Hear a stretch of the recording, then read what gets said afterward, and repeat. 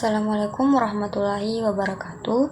Perkenalkan, nama saya Tila Muhrani dari Prodi Pendidikan Agama Islam kelas TP2 dengan NIM 10156124184. Di sini saya akan menjawab beberapa pertanyaan dari mata kuliah Ilmu Al-Quran.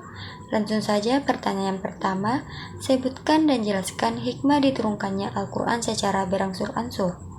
Jawabannya, hikmah diturunkannya Al-Quran secara berangsur-angsur ada 8, yaitu sebagai petunjuk bagi umat Islam, rahmat bagi seluruh alam semesta, pembeda antara yang benar dengan salah, penyempurnaan kitab-kitab sebelumnya, penyembuh dan penawar hati, dan sebagai sumber ilmu pengetahuan.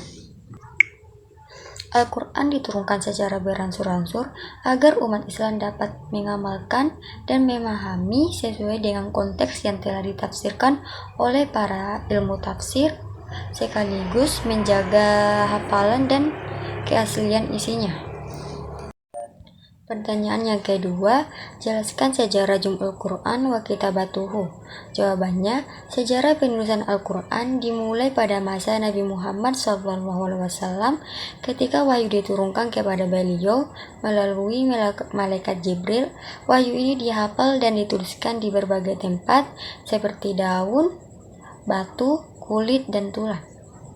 Setelah wafatnya Nabi di masa pemerintahan Abu Bakar, Al-Quran dikumpulkan dalam satu mushaf untuk mencegah hilangnya wahyu akibat banyaknya para penghafal Al-Quran gugur dalam perang Yamamah. Pertanyaan yang ketiga, yaitu jelaskan apa yang dimaksud dengan munasabah Al-Quran dan berikan contohnya.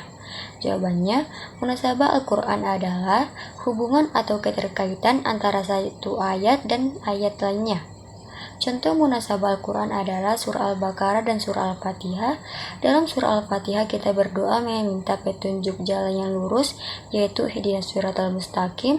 Sedangkan dalam surah Al-Baqarah menjelaskan bahwa Al-Quran adalah petunjuk bagi orang-orang yang bertakwa. Pertanyaan keempat, berikan masing-masing contoh satu ayat Makkiyah dan Madaniyah.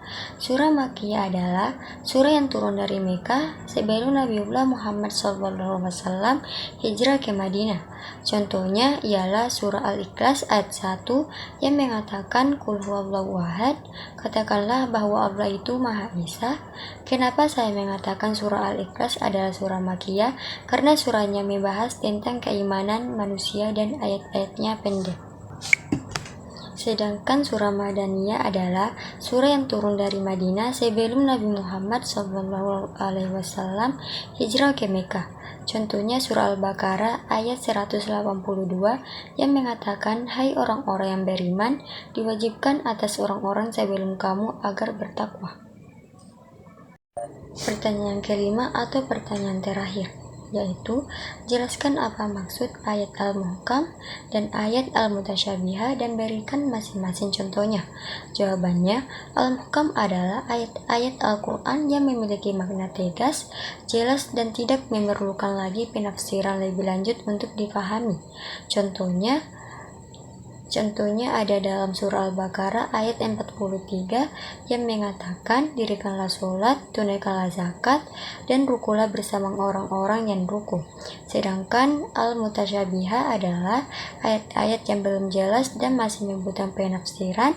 Contohnya ada pada surah At-Taha ayat 5 yang mengatakan Allah bersemayam di atas arsy.